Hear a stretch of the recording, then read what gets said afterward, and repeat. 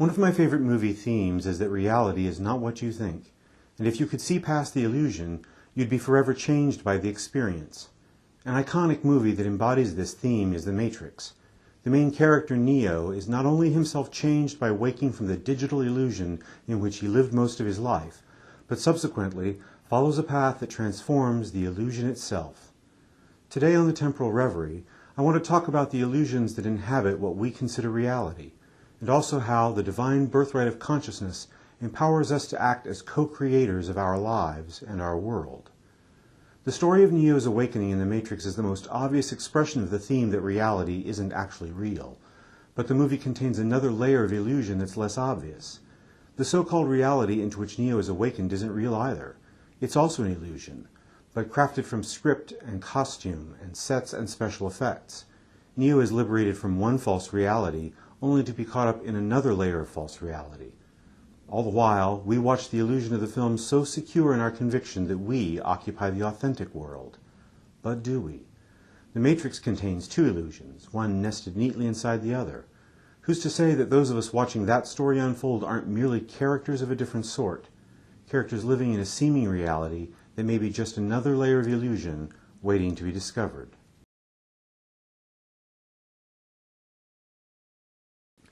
Science may seek the truth, but in the end, the best it can do is give us better narratives to illuminate our understanding of the universe and methods to predict and harness its rules. By watching the ways in which the narratives of science have evolved over time, an awareness of the distinction between narrative and reality can be found that reason may not have set out to reveal. For a very long time, science believed that the most fundamental building block of matter was the atom. In fact, the word atom comes from the Greek word atomos, meaning indivisible. The theory of the atom was once believed to show us an ultimate truth about the nature of our reality. But in 1897, J.J. Thomson discovered the electron, and soon the atom was found to consist of still smaller particles. Then the electron, proton, and neutron became the smallest chunks of matter. But exploring the very structure of atoms turned up strange realizations. Not only did atoms exist out of smaller parts, but very nearly all of the volume an atom occupied was empty space.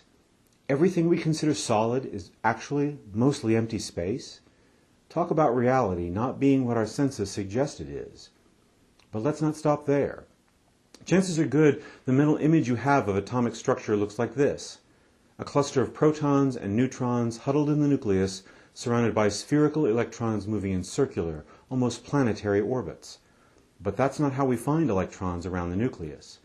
Rather than orbiting in planar circular paths, electrons actually occupy three-dimensional clouds of probable location based on their energy. Here is a picture that shows a few of the lowest energy orbitals. What is truly strange is exactly how electrons move within these energy clouds.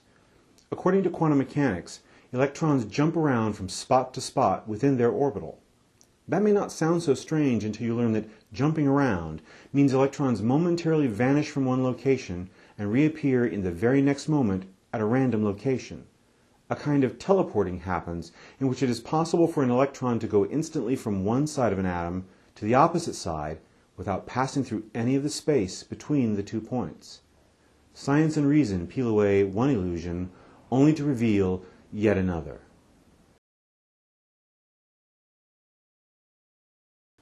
I often say, any difference that makes no difference is no difference. Who cares if the atoms that form everything we encounter, including those of our own bodies, are mostly space, populated by clouds of particles winking in and out of reality as they hop around? After all, when I go to take my dinner out of the microwave, both the appliance and the food all seem pretty solid enough to the touch. It's easy to hear about these strange subatomic behaviors, then dismiss the prevailing scientific descriptions as being of a kind with philosophical debates about how many angels fit on the head of a pin. But the very same science that describes these bizarre actions is the basis for most of our modern technology. The science that tells us about randomly teleporting electrons within mostly vacant atoms made the laser possible, and the semiconductors and integrated circuits. Without this weird science, you wouldn't be able to surf the internet on your iPhone, sit comfortably at home watching The Matrix on your Blu-ray disc player, or heat up your leftovers in the microwave. The illusions of everyday life are familiar and comfortable to us. In fact, the very reason that these illusions make it easy to go about our daily lives is why they're so challenging to see beyond. If my senses tell me something is solid, what difference could it make to know that it actually isn't very solid at all? The answer to that is another question. Yes, our common illusions are quite useful within their limits. But if illusions can be useful and allow us to accomplish the tasks of our everyday lives, how much more useful might the truth ultimately be? What more might we accomplish? What miracles might we create if we face the world from a perspective that is closer to the truth?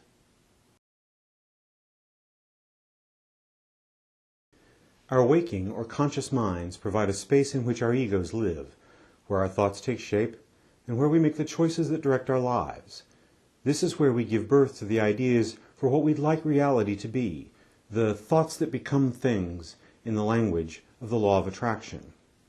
At a deeper level, our consciousness transitions into our subconscious minds.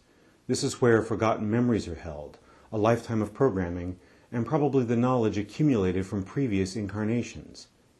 That layer blends into the collective unconscious, where we access the universal archetypes and impulses of the human race. At this level, we tap into the network of consciousness that joins all humans as an interconnected whole, where the separation and individuality we take for granted begins to be revealed as an illusion, where we are truly not alone.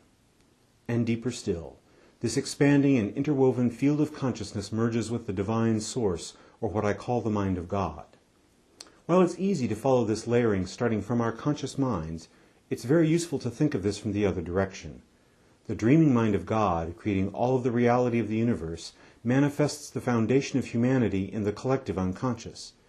And we individually arise from this pool of being, taking shape along with our developing bodies in a nexus of subconscious mind fusing with our fetal selves, that at the moment of birth enter the theater of experience and then rapidly begin the formation of our conscious minds. We are not only interconnected with each other, but also connected to the divine mind. We are extensions, tendrils of existence, which reach out from the divine mind into this reality as creatures of physicality with unfolding consciousness, spirits in the material world. This connection that runs from us to the mind of God, and from the mind of God to each of us, is vitally important. It opens not only a channel for adding our experiences through the collective unconscious into God's own memories, but also a conduit from the creative and originating energy that is the source of all things. The endlessly operating formative process that brought the universe into being, sustains its existence, and defines the conditions of its reality. The Bible begins with God creating the world in 7 days. That story may tell the start of the creation, but the process of creating this reality has never stopped. It continues moment by moment. And we, as filaments of divine consciousness that connect energetically back to the source of the ongoing creation, can participate in the unending genesis of a universe that is constantly being recreated. If we can move beyond our illusions, we can step into the fullest expression of our potential as co-creators of the universe. In the computer-generated world of the Matrix, everything about that experience was governed by running programs. I want to examine that idea a moment because the metaphor of programming is a very useful way to revisit what we consider possible or impossible. I've worked in the software industry for over 25 years. I've done some programming myself and have taught programming.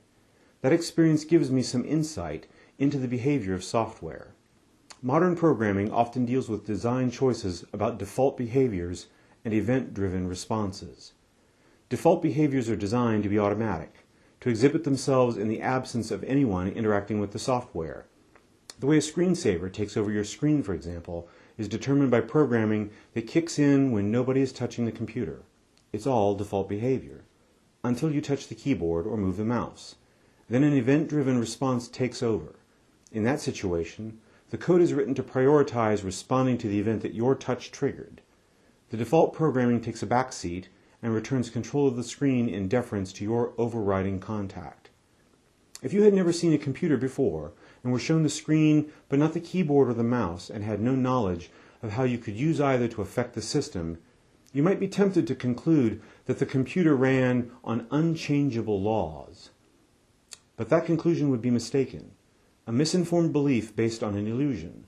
The truth, we know, is that after being shown that using the mouse or keyboard interrupts the default behavior, you would see at once how to take advantage of a more complete and truthful knowledge of the system to make it perform as you wished. That's what comes of our illusions. We see the workings of our universe and believe the conventional wisdom that it functions on so-called laws of nature that cannot be bent or broken. But those laws of nature are likely nothing more than default programming, an automatic set of rules the system of reality follows when it isn't being given instructions to behave differently by a consciousness that knows how to work the user interface.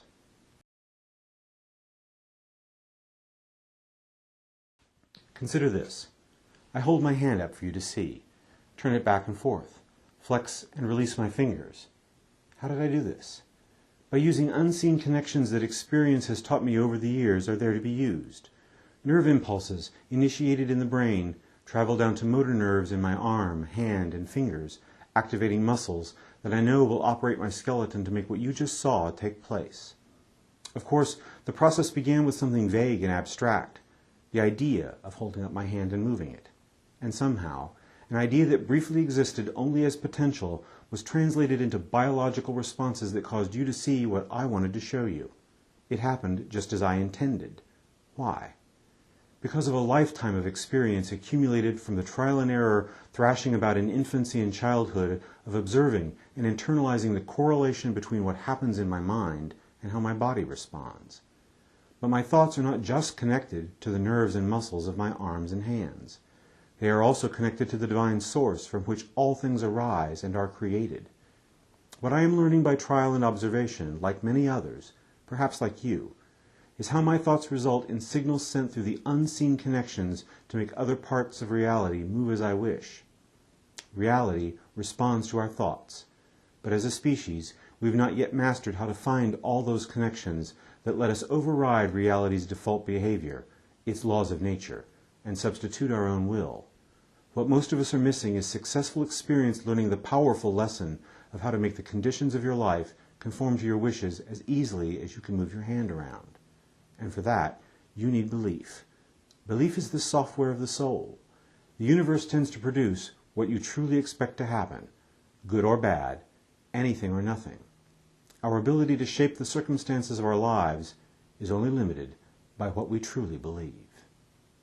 Next time on the Temporal Reverie, I want to talk about the increasingly popular law of attraction that claims to be able to produce anything you want in life, about how thoughts don't necessarily become things, and how getting what you desire depends at least as much on what you believe, and perhaps more importantly, what you commit yourself to. I'd like to know what you think about this program. You can write me at the email address on the screen. My thanks to God for this chance to share with you, and may the gifts of love, joy, peace, and enlightenment come to you all.